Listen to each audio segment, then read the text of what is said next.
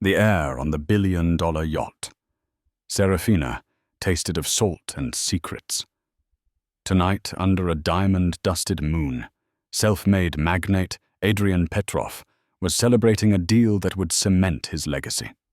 His powerful friends, dripping in jewels and false smiles, toasted his genius with flutes of Dom Perignon. But they were all oblivious. They didn't know the real celebration was a sham. They didn't know that miles away, Adrian's pregnant wife, Isabella, was staring at two blue lines on a test her heart, hammering with a truth that would shatter this perfect illusion. And they certainly didn't know she was on her way to crash this party, carrying the one secret Adrian couldn't control, his hidden heir. The Mediterranean moon was a flawless pearl suspended in a velvet sky, its light spilling across the impossibly blue waters of the Côte d'Azur. It illuminated the striking silhouette of the Seraphina, a 300-foot monument to modern opulence, anchored just far enough from the twinkling lights of Monaco to feel like a private kingdom. On its decks, a carefully curated guest list of Europe's elite mingled. There were tech barons with boyish faces and predatory eyes, aging aristocrats clinging to their titles, and supermodels whose beauty was both a currency and a cage. They were all orbiting one man, the sun, around which their gilded world turned tonight, Adrian Petrov. Adrian was a man carved from ambition, with a jawline as sharp as his business acumen and eyes the color of a stormy sea. He possessed a charisma that was both magnetic and menacing. He moved through the crowd with an easy grace, his hand-tailored Tom Ford suit clinging to his athletic frame. He'd shake a hand, his smile never quite reaching his eyes, and murmur a perfectly pitched pleasantry that made the recipient feel seen, yet simultaneously assessed and dismissed. Tonight he was celebrating the successful acquisition of a rival tech firm, a move the financial papers were calling a masterstroke of corporate woofure. To Adrian, the man who doesn't just climb mountains, he buys them. A Russian oligarch with a booming laugh raised his glass. The crowd roared its approval. Flutes of Dom Perignon, the 2008 vintage, were raised in a glittering salute. The champagne, crisp and effervescent, was a fitting symbol for the evening expensive bubbly and ultimately empty. Adrian acknowledged the toast with a practiced nod, the picture of magnanimous success. But beneath the veneer of triumph, a cold coil of unease was tightening in his gut. The celebration felt premature. The deal was done, but the real victory he sought was still hanging in the balance, a delicate negotiation of a far more personal nature. He scanned the faces on the yacht, a sea of transactional relationships. These weren't friends. They were assets, allies, and potential threats. Every smile was a calculation, every compliment a down payment on a future favor. Miles away in the palatial villa that perched on the cliffs overlooking the sea, Isabella Petrov felt the chill that had nothing to do with the mansion's aggressive air conditioning. The house was a marvel of modern architecture, all glass, white marble, and minimalist furniture. It was featured in magazines, a testament to Adrian's exquisite taste. But to Isabella it was a beautiful, sterile prison. The silence within its walls was a living thing, broken only by the distant rhythmic crash of waves against the rocks below. She stood in the center of their cavernous bathroom, the marble cool beneath her bare feet. In her trembling hand, she held the positive pregnancy test, the third one she had taken that day. Each one had delivered the same stark, terrifying, and wondrous verdict. 2 blue lines, a baby. Adrian's baby. A wave of nausea, one that had become her constant companion for the past 6 weeks, washed over her. But this time it was laced with a dawning horror. For the past 6 weeks, she had also been living with a growing, shapeless dread. Adrian had been distant his nights away from home, more frequent his explanations for his absences, vague and slick with a corporate jargon she could no longer pretend to understand. He'd told her this trip to Monaco was a solo affair, a boys' club trip to finalize the deal. "It would bore you to tears, my love." He had said his kiss a cool, fleeting pressure on her forehead. She had wanted to believe him. For 2 years she had played the part of the perfect wife, elegant, supportive, and blissfully incurious. She had stood by his side at countless galas, her smile as practiced as his. She had learned to ignore the whispers of the other wives, the pitying glances that lingered a moment too long. She had convinced herself that the coldness in their marriage was simply the price of his ambition, that the man she had fallen in love with, the passionate, driven man who had swept her off her feet, was still there, buried beneath layers of wealth and power.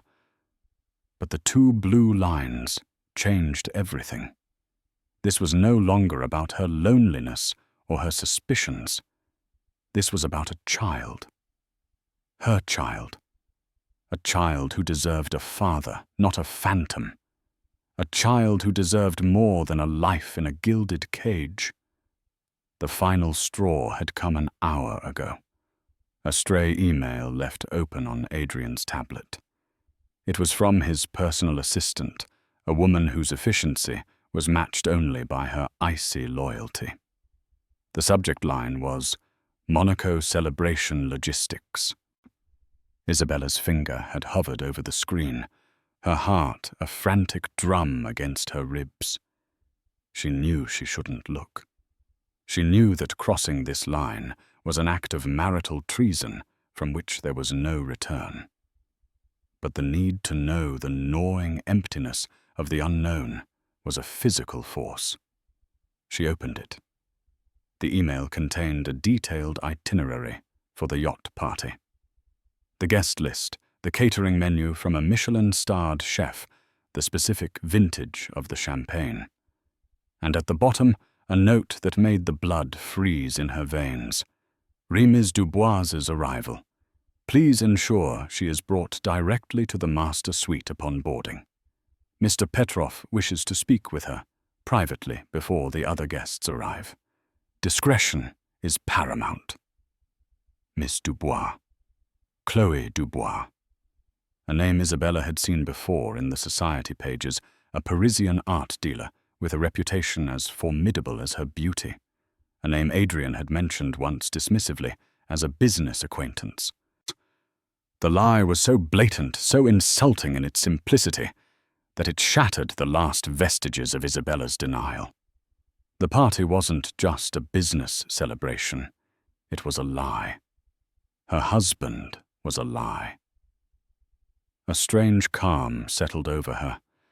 The nausea receded, replaced by a steely resolve. She would not sit in this silent mausoleum while her husband celebrated his triumphs with another woman. She would not let her child be born into a world of secrets and deceit. She walked to her closet, a room the size of a small apartment filled with designer gowns she rarely had occasion to wear. She bypassed the vibrant silks and sparkling sequins, her hand settling on a simple, elegant gown of ivory crepe. It was understated, almost severe in its design, but it clung to her frame in a way that hinted at the new, gentle curve of her belly. She wouldn't hide it. Not anymore. She slipped on a pair of flat, pearl-adorned sandals, forgoing the stilettos that felt like instruments of torture. She swept her dark hair back into a low, severe ponytail, her face pale but determined in the mirror. She looked like a woman going into battle. As she walked through the echoing halls of the villa, her handbag, a simple leather tote, a stark contrast to the diamond-encrusted clutches she usually carried, slung over her shoulder. She felt a flicker of the woman she used to be. A woman who had been a respected journalist, a woman who had her own voice, her own life before she had allowed herself to be absorbed into Adrian's world.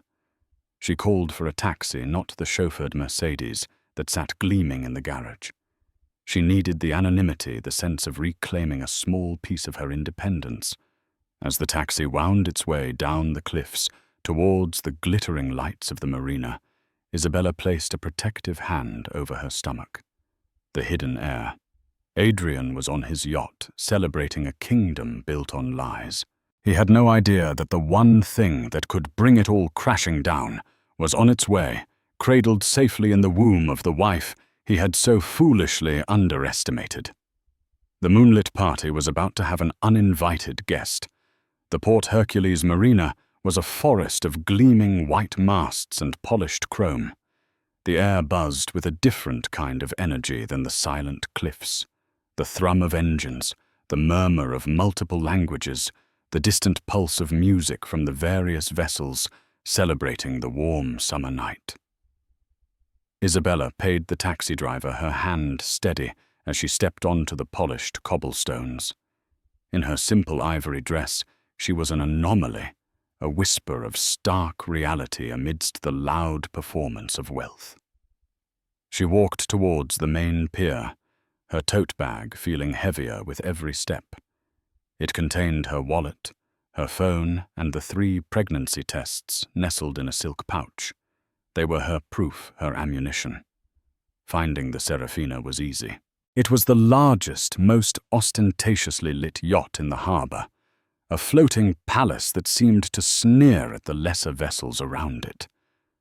A security team men in sharp suits with discreet earpieces stood at the gangplank. "May I help you, madam?" The head of security was built like a refrigerator, his expression professionally impassive. "I'm here to see my husband," Isabella said, her voice clear and calm. "Adrian Petrov." The man's eyes flickered with a brief, almost imperceptible moment of confusion. He was clearly not expecting her. He glanced at his list, a tablet held in his meaty hand. "I'm sorry I don't have your name down, madame." "I'm sure you don't," Isabella replied, a hint of ice in her tone. "My name is Isabella Petrov. I am his wife. You can either let me on this boat, or I can start making a scene that will attract the attention of every paparazzo currently hiding in the shadows. Your choice." The guard's jaw tightened. He recognized the steely glint in her eyes, the unmistakable look of a woman who had nothing left to lose.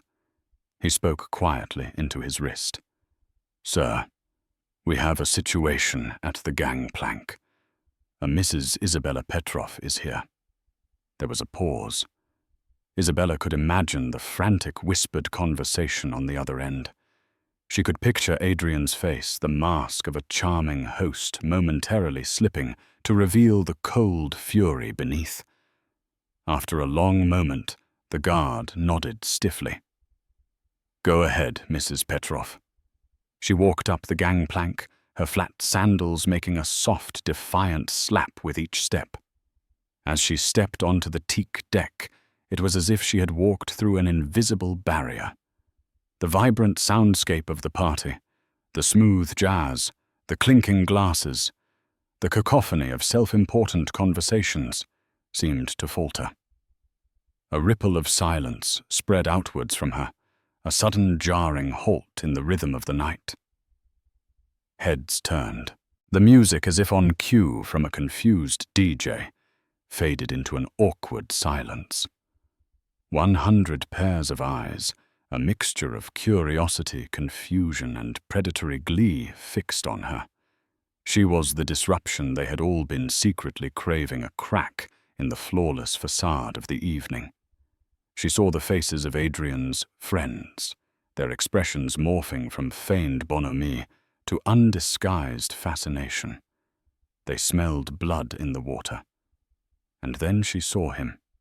Adrian was standing near the grand staircase leading to the upper deck, a flute of champagne in his hand, a beautiful raven-haired woman in a glittering scarlet dress by his side. Chloé Dubois, the art dealer. Her laughter tinkling and artificial died on her lips as she followed Adrian's gaze.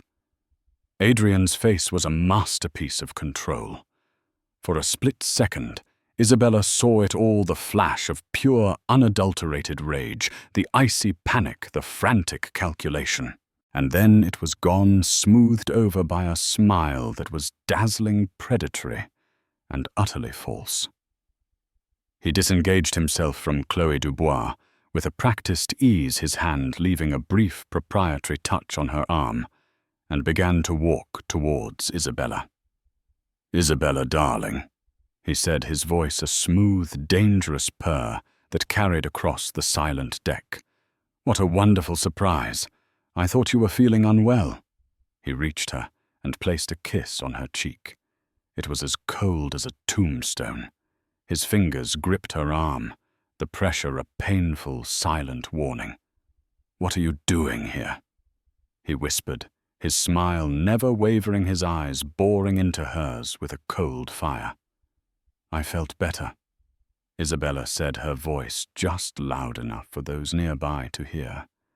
She pulled her arm free from his grasp. "I couldn't bear the thought of you celebrating all alone." A nervous titter went through the crowd. They were hanging on every word, every gesture. This was better than theatre. "Well, the more the merrier," Adrian said, his charm engine working at full capacity.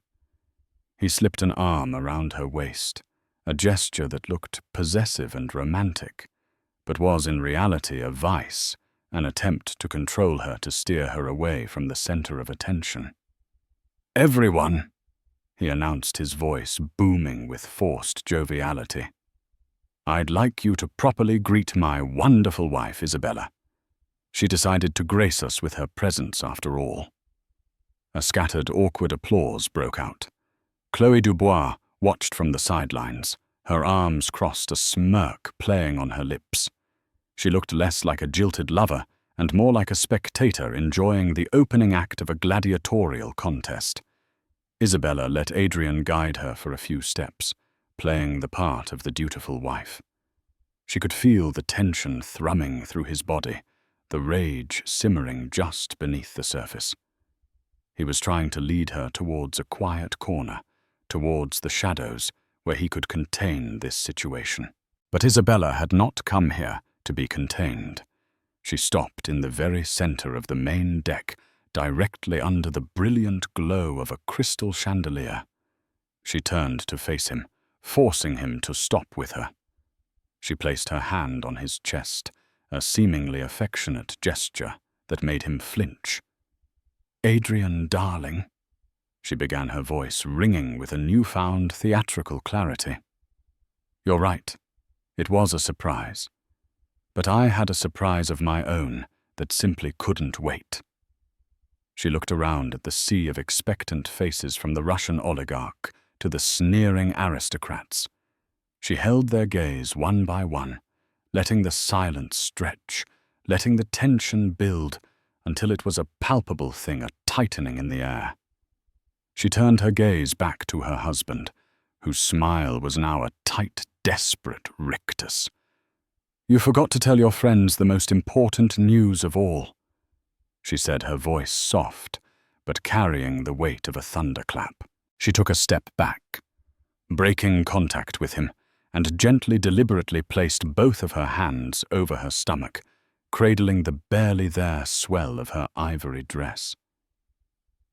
"We're having a baby." The silence that followed was absolute. It was a silence so profound that the gentle lapping of the waves against the hull of the yacht sounded like a roar. The champagne flutes froze halfway to lips.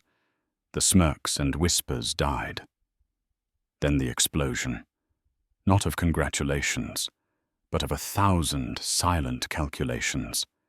Deals being reevaluated, alliances, shifting social stocks rising and falling.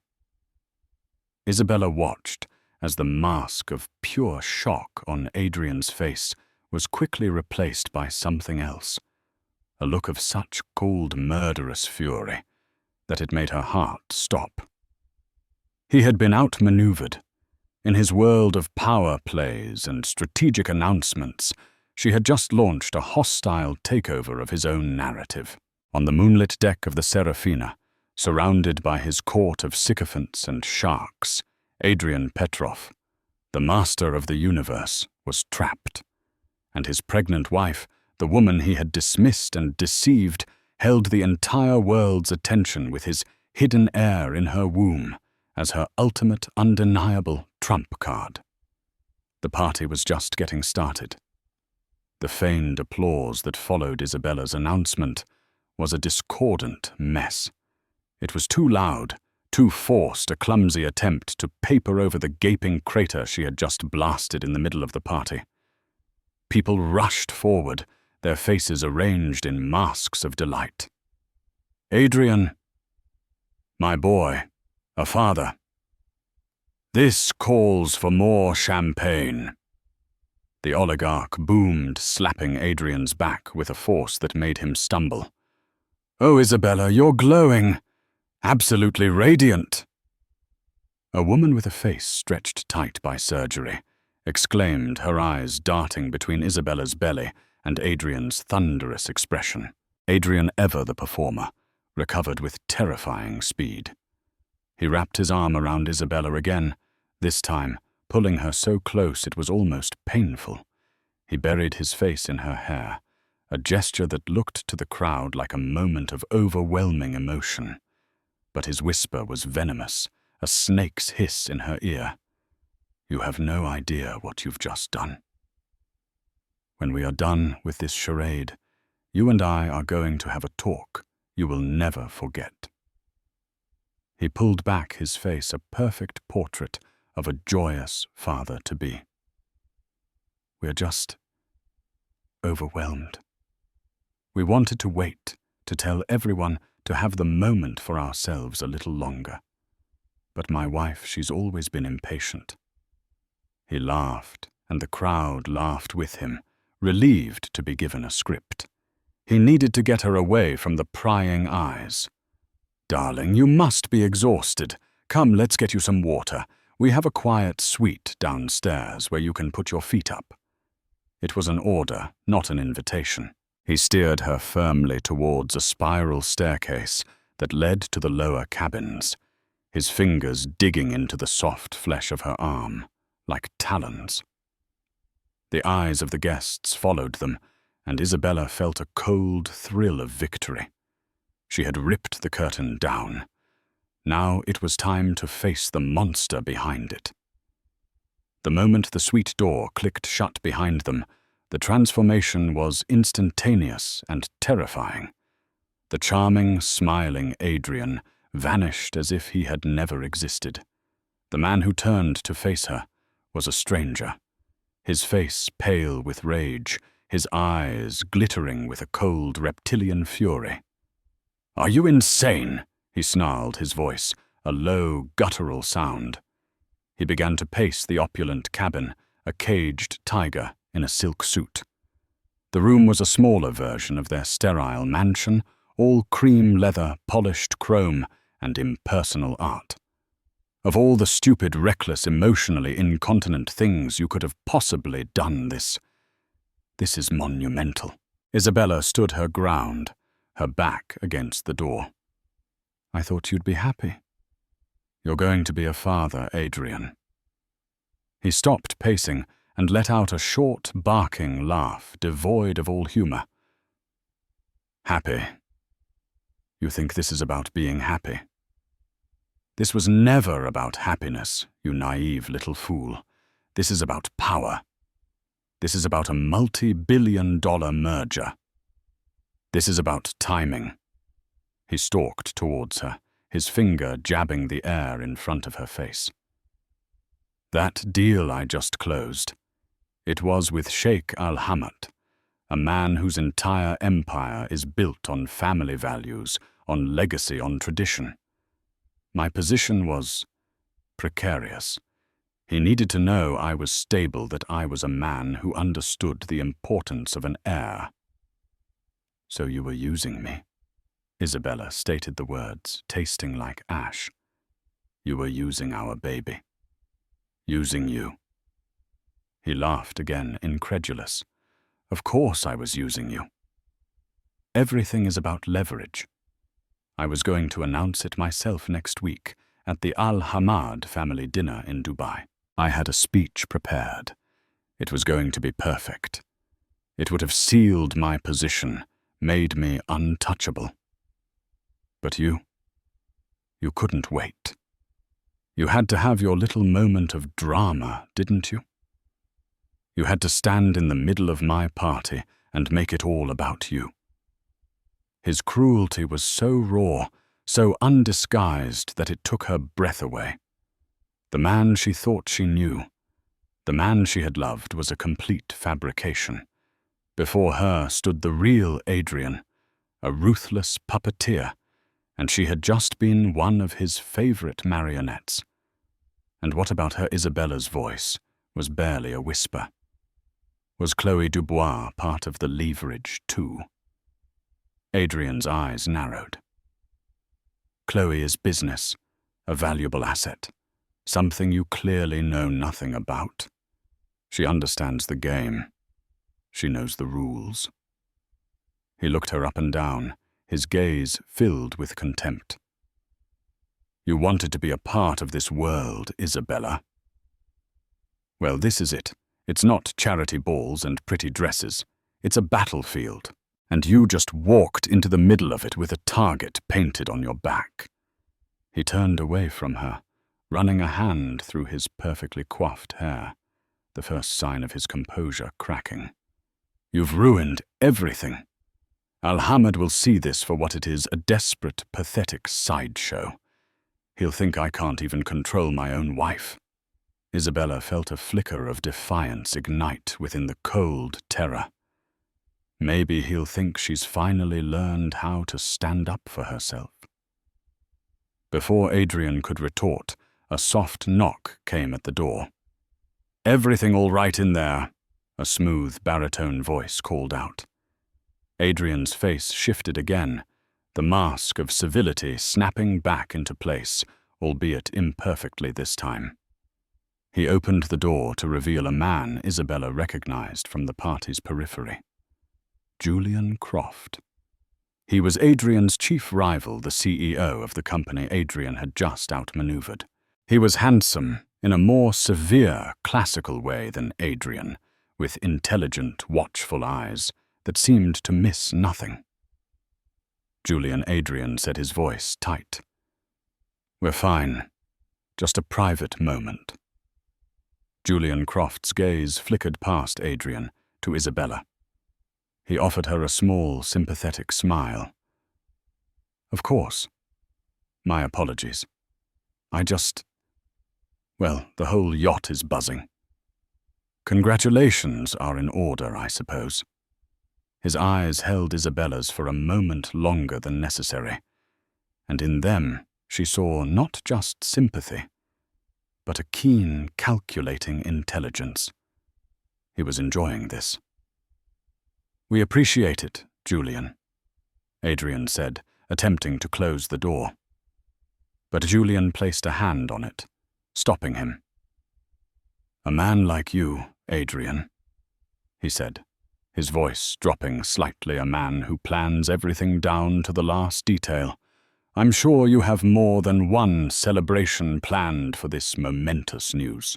He glanced pointedly back towards the deck, where Chloe Dubois was now surrounded by a group of men, laughing as if she didn't have a care in the world.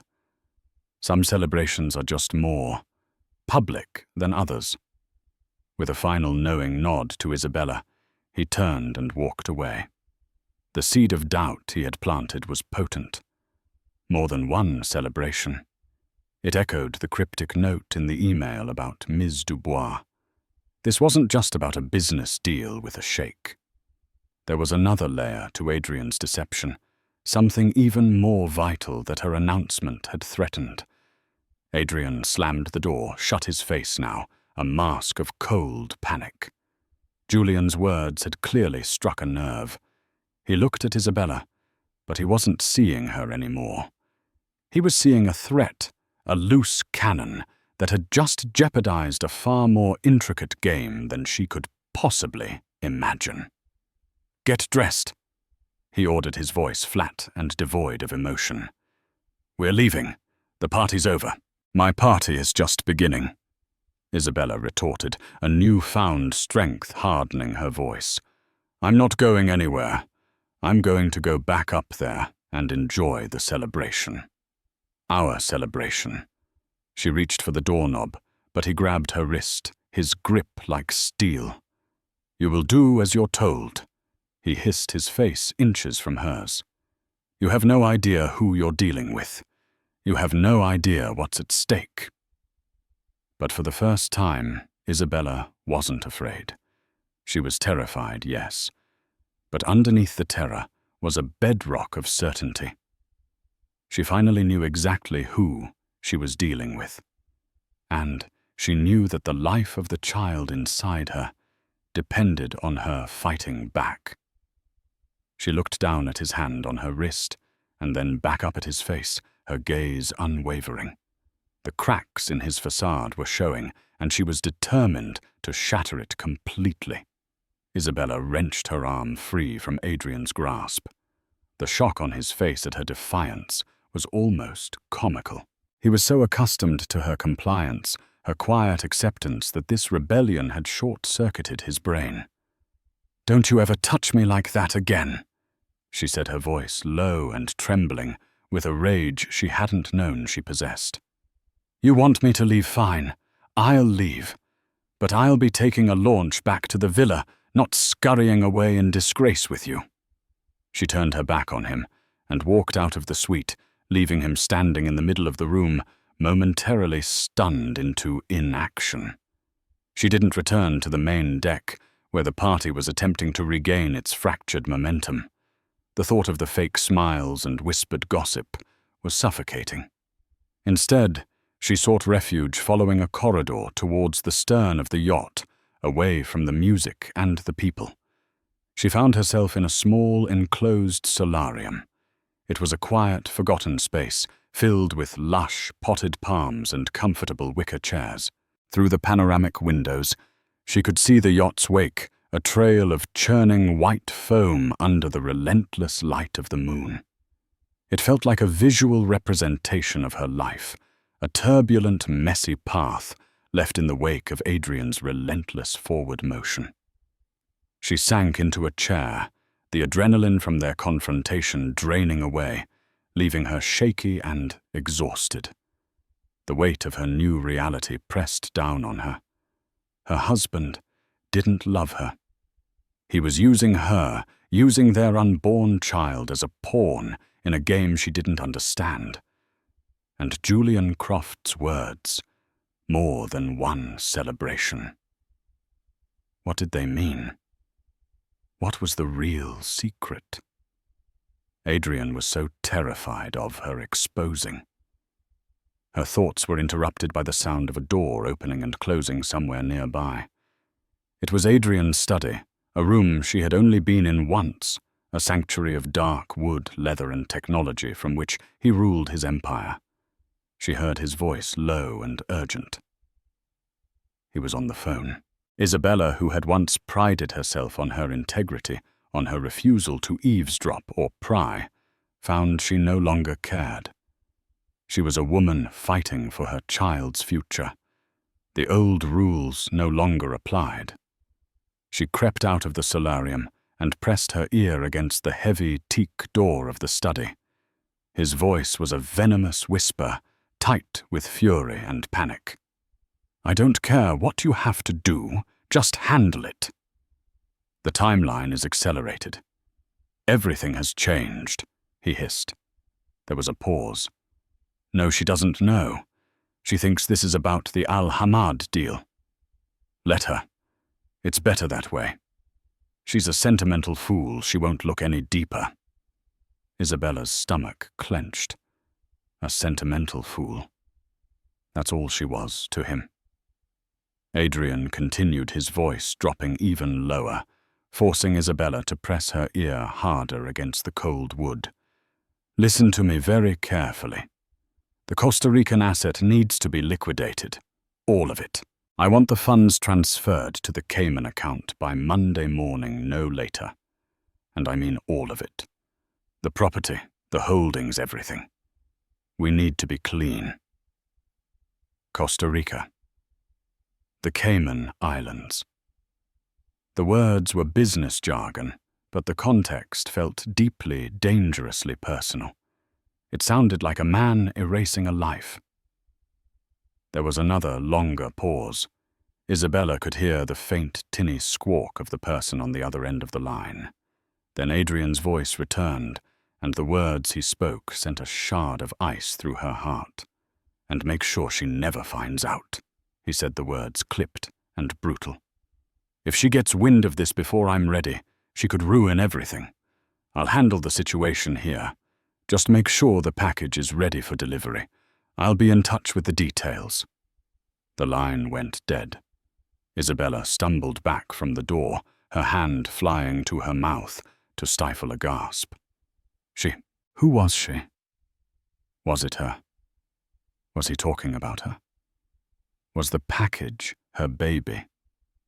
The thought was so monstrous, so unthinkable, that she felt bile rise in her throat. He was going to handle her. He was liquidating assets, moving money to an offshore account known for its impenetrable secrecy. This was not the behavior of a man trying to salvage a business deal. This was the behavior of a man preparing to disappear, to erase a part of his life completely. Her mind raced. She needed proof. She needed something tangible, something that would translate her formless terror into undeniable fact. His study. He was so panicked, so distracted that he might have gotten careless. She waited, her heart hammering against her ribs, until she heard the study door open and his footsteps recede down the corridor in the opposite direction. He was likely going back to the party to resume his role as the beaming father-to-be to control the damage. Taking a deep, shaky breath, Isabella tried the handle of the study door. It was unlocked. She slipped inside, closing it softly behind her. The room smelled of leather and Adrian's expensive cologne. A large mahogany desk dominated the space, a sleek, state-of-the-art laptop sitting open on its surface. She ignored it, knowing it would be protected by passwords she could never guess. Her eyes scanned the room, looking for anything out of place. Then she saw it. A dark leather briefcase pushed hastily under the desk, not quite out of sight. It was not his usual one. This was older, more worn. It looked like something he kept for private, sensitive matters. Her hands trembled as she pulled it out and laid it on the desk. The latches were not locked. With a deep breath, she flicked them open. The contents were not what she expected. There were no fools on the Alhamad deal, no corporate acquisition paperwork. There was a single thick manila folder. Her name was written on the tab in Adrian's sharp, decisive handwriting, Isabella Petrov. Her blood ran cold. With a sense of dread so profound, it felt like she was moving underwater. She opened the folder. The first document was a prenuptial agreement. Not the one she had signed, a fairly standard document her own lawyers had reviewed.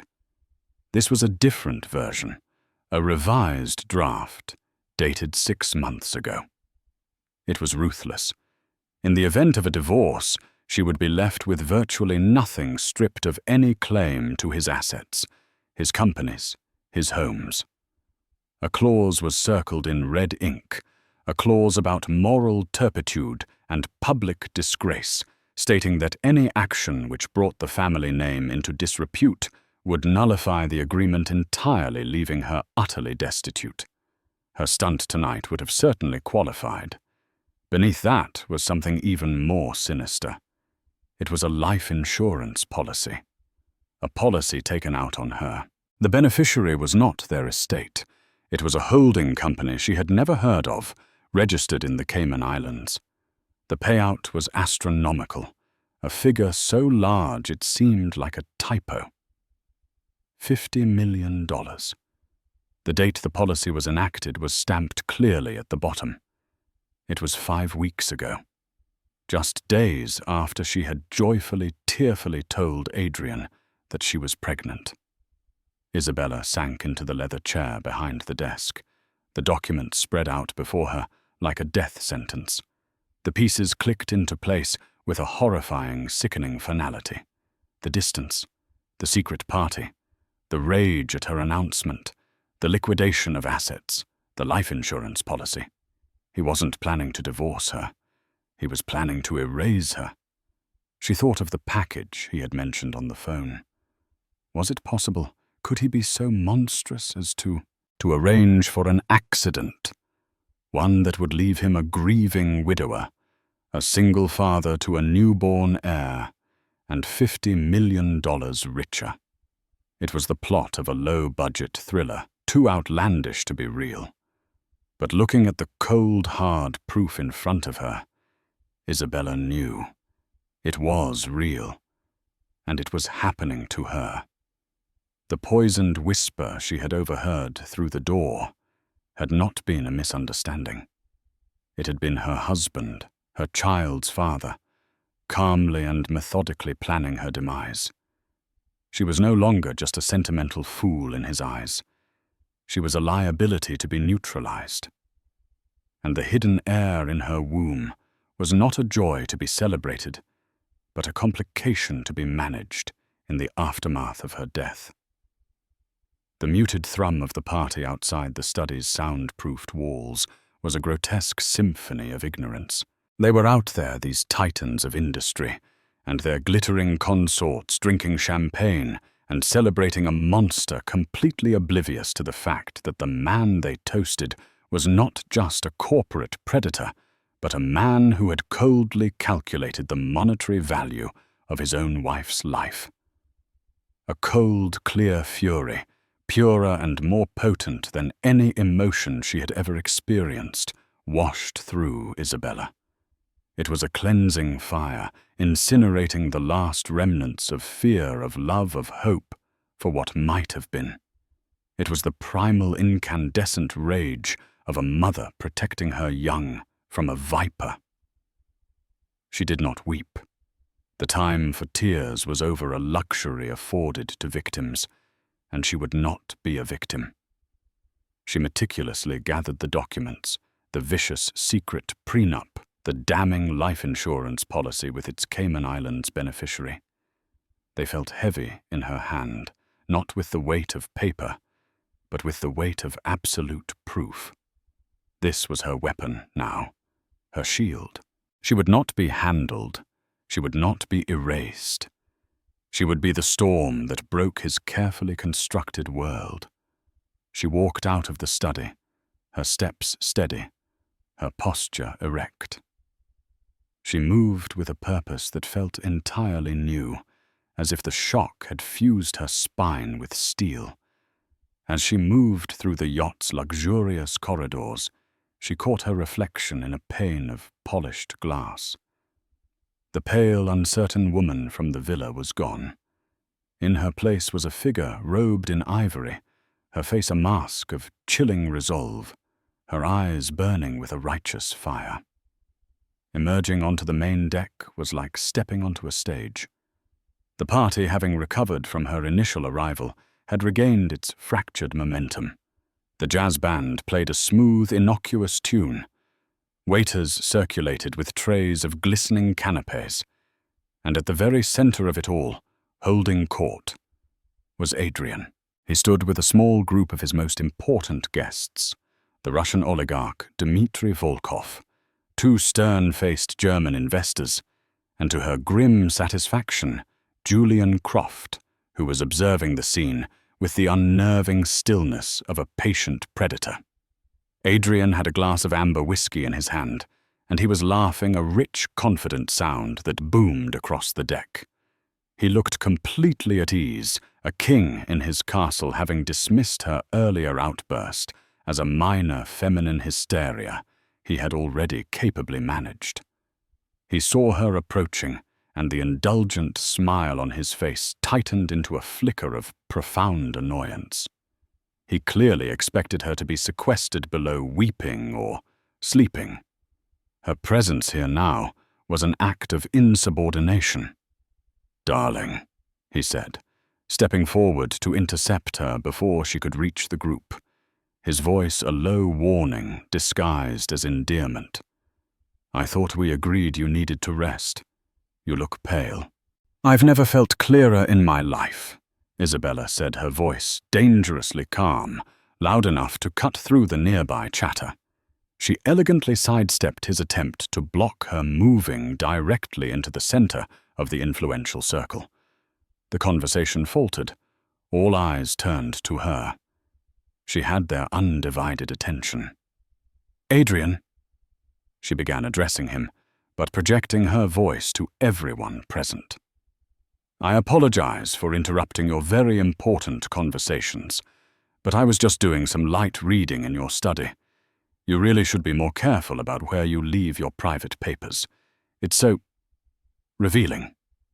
Adrian's smile was gone, replaced by a rigid mask of fury. The blood drained from his face, leaving a sickly pale sheen under the party lights. "Isabella," he gritted out, "this is neither the time nor the place for your games." "Oh, I think it's the perfect time and place," she retorted, her voice as sharp and cold as breaking ice. She held up the sheaf of papers, her hand perfectly steady. "I think your friends, your partners, the men whose fortunes are tied to yours, should know what a thoughtful, forward-thinking husband you are. A real family man." She held up the life insurance policy, letting the moonlight catch the official letterhead. "For example, this fascinating document, a life insurance policy for $50 million, taken out on me just last month. Isn't that romantic?" Her voice dripped with a venomous sarcasm that made the German investors exchange a nervous glance. "He's ensuring my future, our child's future, is utterly secure." She paused, letting the implication hang in the air. "The only strange thing is the beneficiary isn't our family. It's a shell corporation in the Cayman Islands. I believe the file was labeled contingency." "And what a coincidence," she added, her eyes locking onto Adrian's. "It's the same tax haven you were just screaming at your associate to liquidate all your Costa Rican assets to. I imagine that's just prudent financial planning, too." A collective audible gasp went through the small crowd. Dmitry Volkov, the oligarch, stared openly, his jovial expression gone, replaced by the hard, calculating look of a man sniffing out a massive liability. Julian Croft's eyebrow arched in a perfect expression of feigned surprise, but his eyes danced with undisguised glee. Adrian's composure, his entire life's performance of unassailable control, finally irrevocably shattered. He was no longer a charming host or a brilliant CEO. He was a cornered animal. He lunged forward, his face contorted in a mask of pure rage, and grabbed for her arm, trying to snatch the papers away. "Give me those. You're hysterical. You have no idea what you're talking about." Isabella pulled back with surprising strength, clutching the documents to her chest. "Hysterical, am I?" Her voice rose, ringing with righteous fury, a clarion call of accusation that silenced the entire yacht. The band trailed off mid-note. Every head on every deck turned towards them. Or did I just discover that my husband, the celebrated father-to-be, is planning to have me killed for an insurance payout? The accusation hung in the hot, humid air, monstrous, unthinkable, and utterly riveting. A woman screamed somewhere on the upper deck. The idyllic party had just turned into a public trial. And then Adrian began to laugh. It was not a sound of humor or mirth.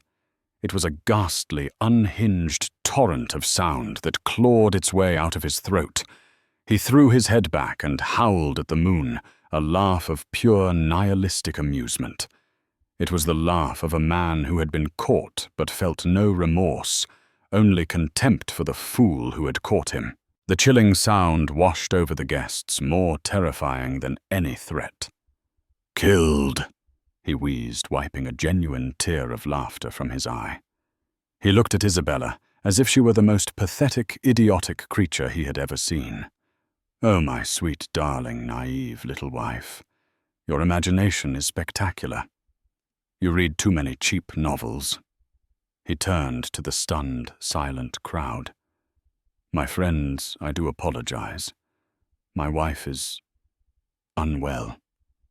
These pregnancy hormones can be so dreadfully dramatic." He turned back to Isabella, his eyes gleaming with a terrifying, triumphant light that bespoke a much deeper level of depravity. "The insurance policy. The prenup.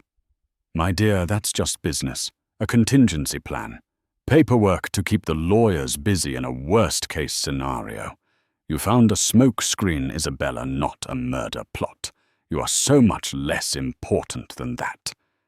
He took a step closer, invading her space, his voice dropping into a conspiratorial purr that was meant to unnerve and dominate.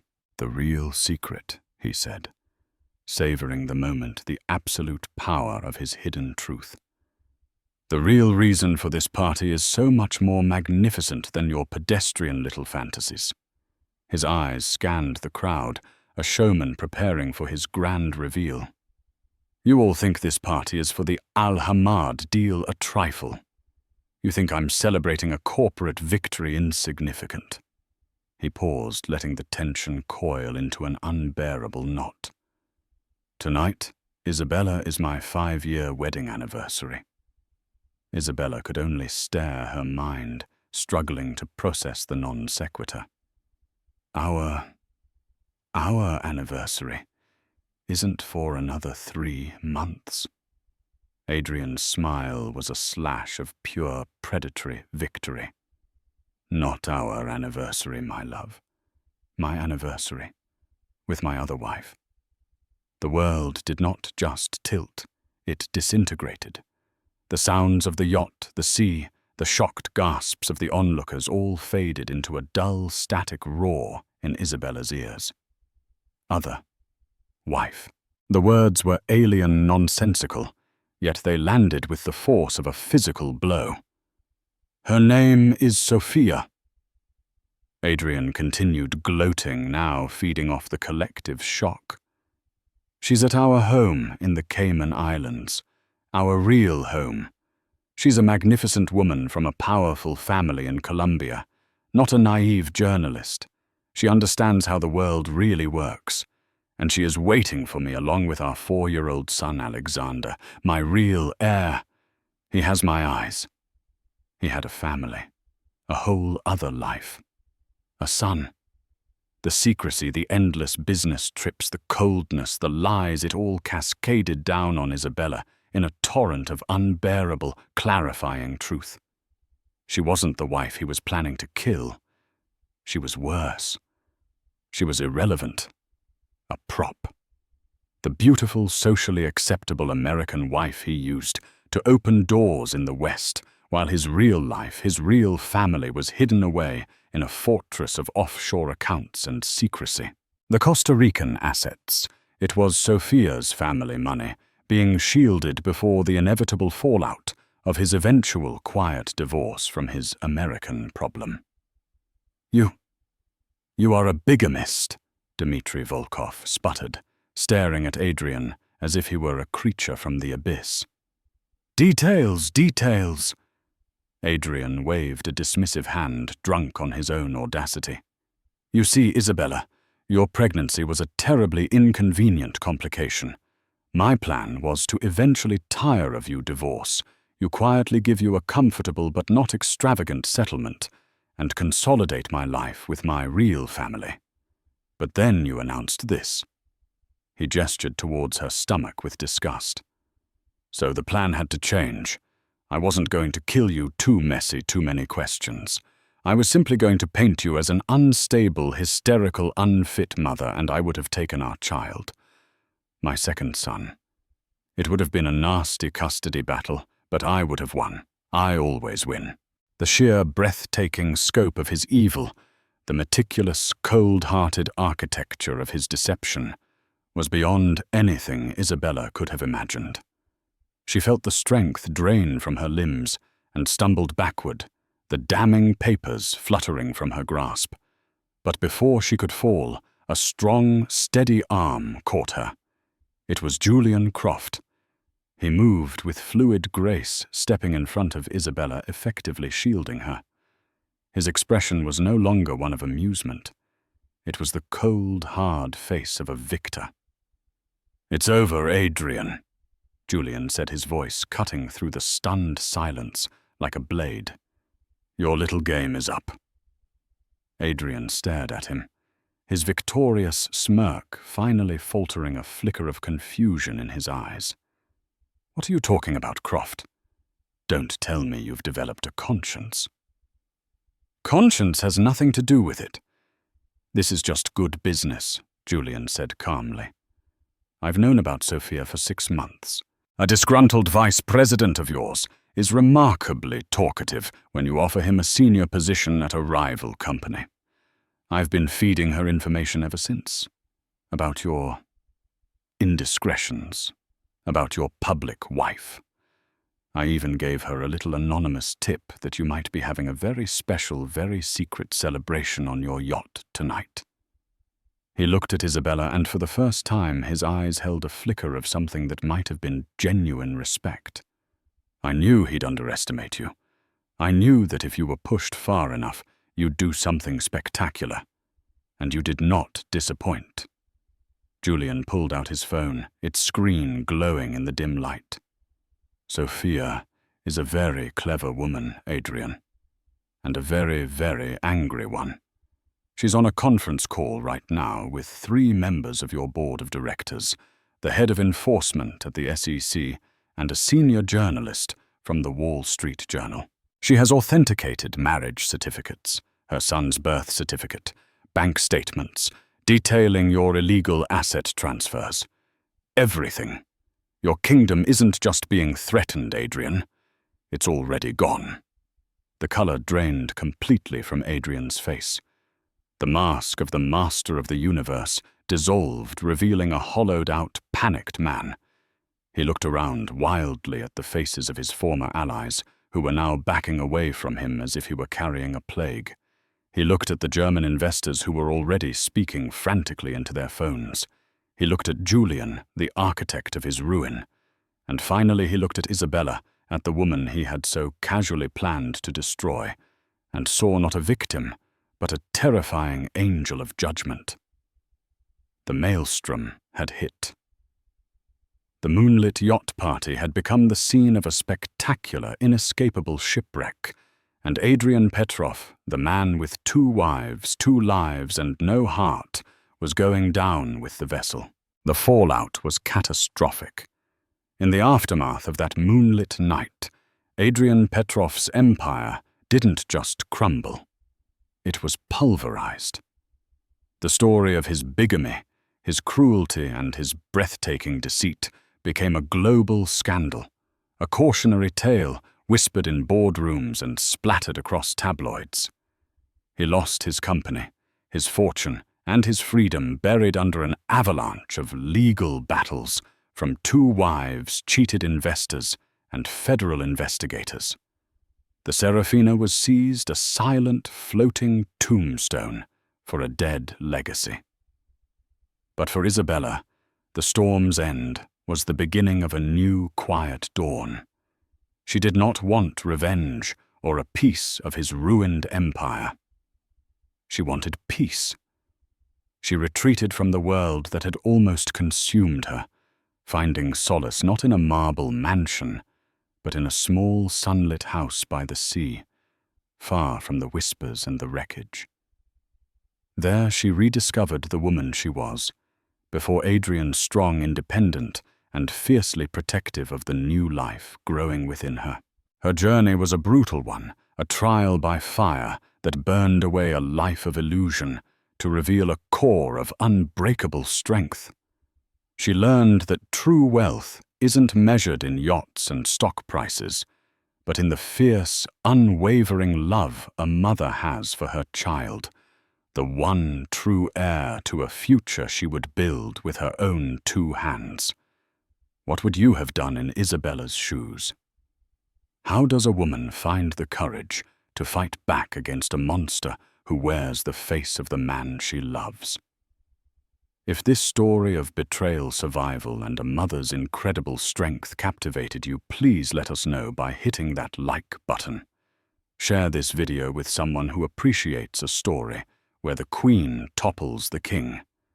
And most importantly, subscribe to our channel and turn on notifications so you don't miss our next tale of drama and twisted fortunes. What do you think Isabella should name her baby? Let us know in the comments below.